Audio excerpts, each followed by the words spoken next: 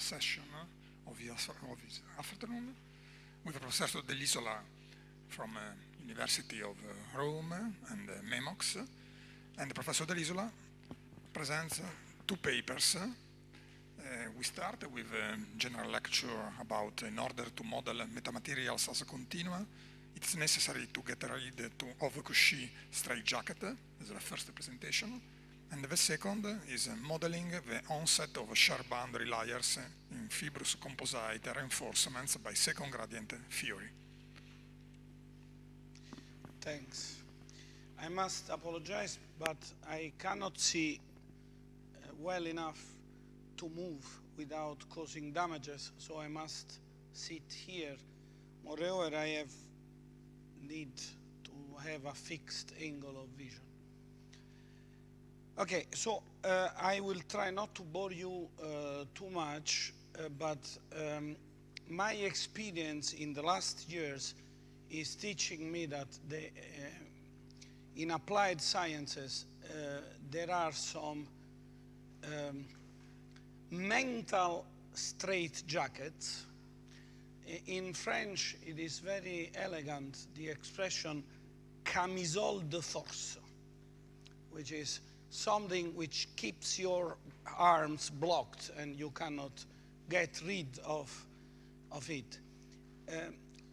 I don't want to say that coming out of well-established paths is automatically assuring that you are right. Usually, when one gets out of well-known paths, he is lost.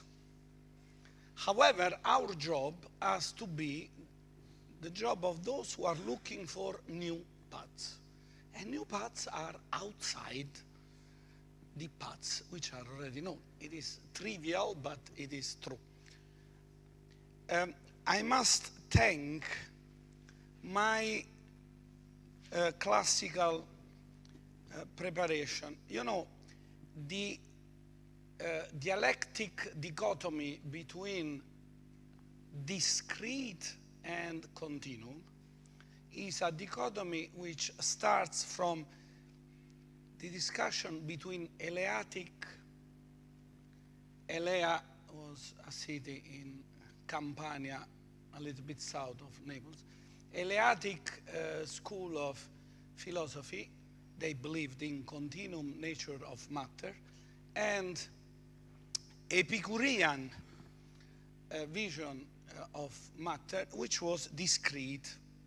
Metrodorus is known only for these lines, but these lines show a vision of science, which is, you know, the things that were, and that were to be, and that had been before. I mean, this vision of science which allows you to understand what happened and what will happen. I must tell that the school defending the point of view of Cauchy, believing it is the universal one, gave us a strong help in destroying this paradigm. Because if you have a continuum theory, you call it continuum theory, period.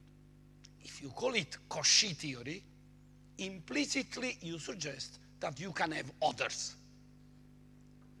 So, what is Cauchy straightjacket? This is modulo some notation. You find this in every book of resistance of materials.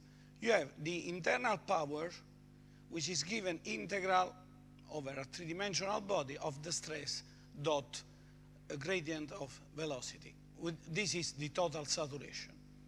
You integrate by parts, and you discover that this internal power can be represented as a volume integral plus a surface integral. This is standard. We are teaching this to our students. But if you interpret this in another point of view, you can say which kind of external power can be applied, can be balanced by this kind of internal power. And you discover that the functional of external power is this one, simply. You cannot do better than this. By the way, a famous Italian scientist, Piola, is not the football player. Gabbrio Piola, you know, in Milano, I think they believe that Piazza Piola is named after Silvio Piola, the football player. Instead, it is named after Gabbrio Piola, the mathematical physicist. Gabbrio Piola described the integration by parts I've shown you in 1823 and repeated it several times. Instead, Cauchy prefers to introduce contact actions, Cauchy postulate, balance of force and momentum, and then painfully he manages to prove the existence of stress by means of tetrahedron argument. Cauchy postulation is limiting seriously the possibility of introducing more sophisticated continuum models. It is Eulerian. It is based on the concept of force. It wants strongly two balances, balance of force and torque. And this cannot be generalized easily. And its format considers the expression one, this I'm showing you again, as a result, not as a basic assumption.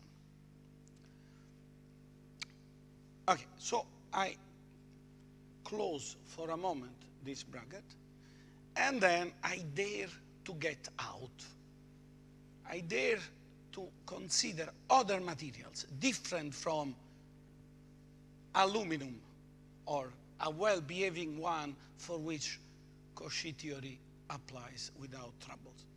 I want to invent metamaterials. These metamaterials are first theoretically conceived and then built, fabricated. Okay.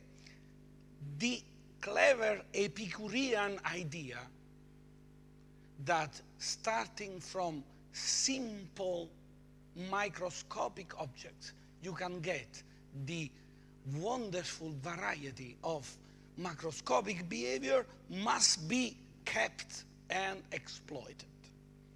So we must arrange in quasi-periodic substructures some elementary components, microstructures, and to get exactly designed, precisely built microstructures to get well-behaving metamaterials. This one is an optical metamaterial, but okay, here we have to intend micro, not 10 to the minus 6 meters. Micro means smaller, and macro means global, overall, okay? And you have always a representative elementary volume over which you are averaging in order to get the continuum model. Practically, from the engineering point of view, these famous statements which are pronounced continuously for asking why you are thinking something, okay, practically, this aeronautical system, the picture is out of focus because they claim it is a secret material, but I will show you that this secret material is behaving like many other materials.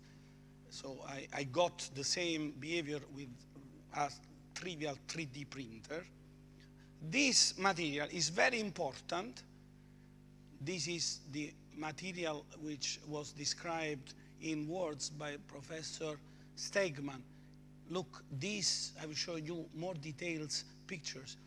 This is a bias test of a material having this simple microstructure. You have two bars, some pivots, and an elastic spring or plate element, as you like, and these bars are not flexible and very stiff in extension. This structure behaves in such a way that you have an external contact force concentrated in one point. Always, whichever is the size of this cell. So if you want to model it via a continuum model, you cannot accept Cauchy standard point of view, force per unit area. This is the point. And in this corner, you have a remarkable force. When I studied continuum theory, second grade and continuum theory, many people attacked me telling that these theories are useless. Now, imagine this is a rev. These are two arrays of pantographs. This is a linear deformation of your rev, zero deformation energy. So how do you study this with standard Cauchy theory? You cannot. By the way, I'm not talking about completely new ideas. Many people are inventing. Look, this microstructure is very beautiful. You get a Poisson effect, a negative Poisson effect with this microstructure. This is even a better material. Milton produced and Cherkev produced a material which in the reference configuration cannot exert shear. So it is fluid. This animal is fluid, close to the reference configuration. So we must look for a correct conceptual frame if we want to introduce continuum models. Somebody could tell, and yesterday talking with Professor Stegman, we said that maybe we were wrong. You know, David has no excuse. I was born too close to the Eleatic school, originary city, that I could not be anything else than a continuum man. But David was born very far. We are both continuum persons. Maybe we should give up, because only microscopic, discrete models are good. And we could be obliged to go back to Epicurean vision. Anyway, how Cauchy and his epigonists are doing? They postulate the balance of everything is important. So they add principles. Piola claims that one has to avoid useless proliferation of principles. Piola has a very low H index, 7, because he published only 7 papers. In Italian, this is the reason for which not many people know about them. I decided, as I'm crazy enough, to translate everything in English.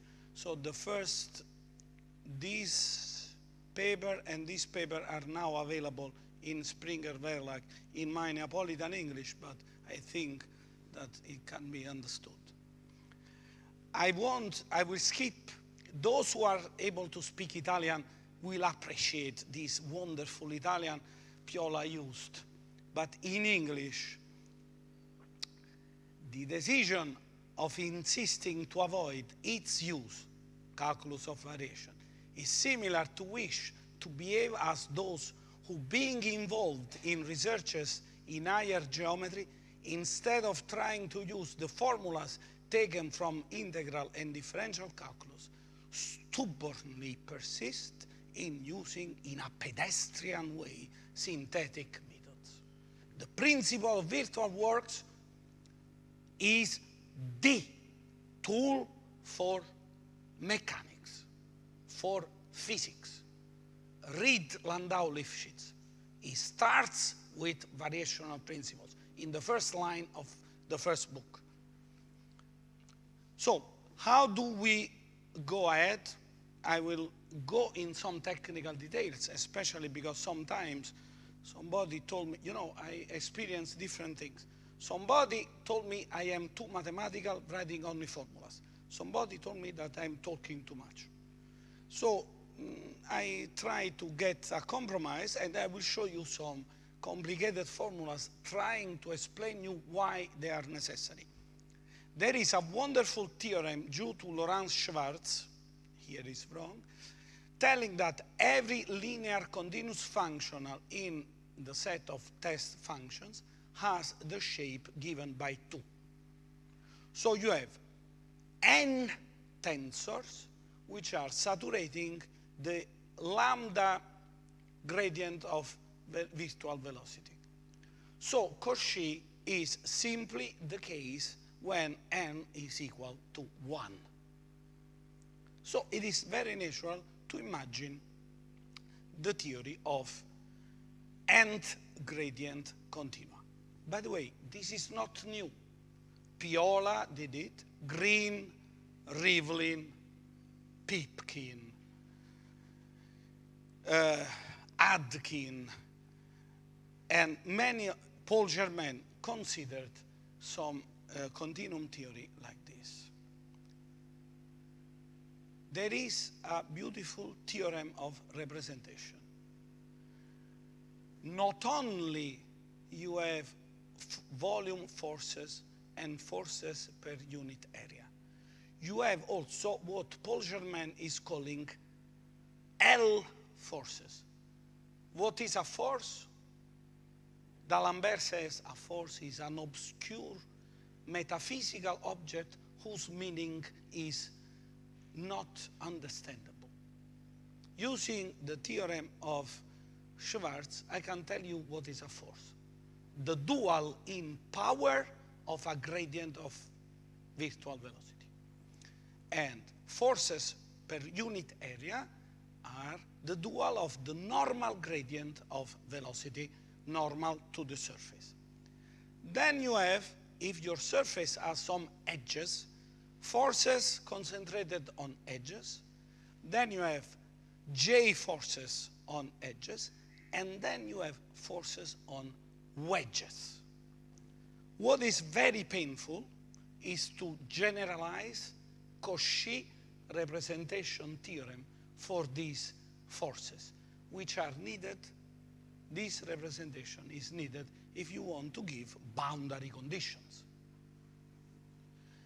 Take T lambda, calculate the saturation, the divergence. How many? All these divergences. Then you saturate with n.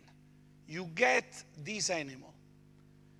This P sigma is the projection in the tangent plane of this boundary going in the wedge. One wedge has two faces concurring in it. So you need to consider both faces and the projection to both faces. You calculate this divergence of this animal in the normal.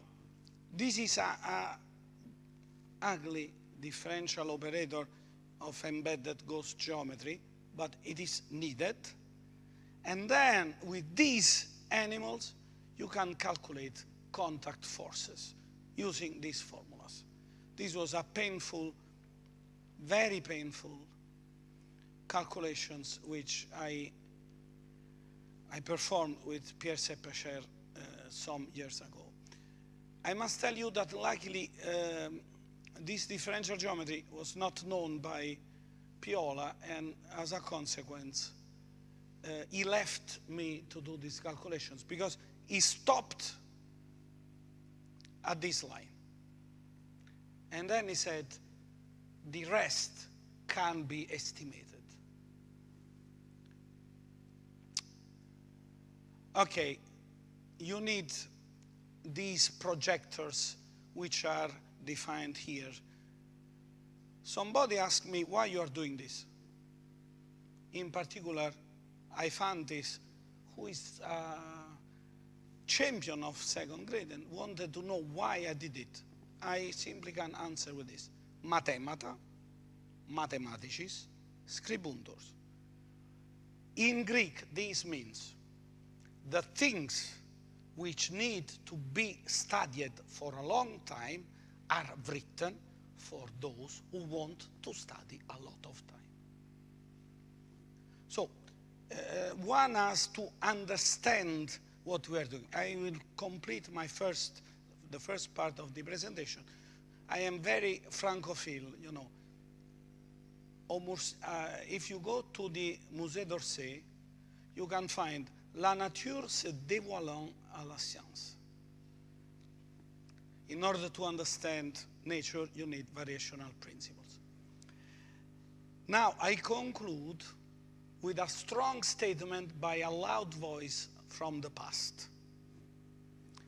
I have ready another work. Unfortunately, Piola died before writing this next work, but we have found it in the Politecnico di Milano. We are typing it and translating into English, the manuscript, which is not short and which will continue the present one.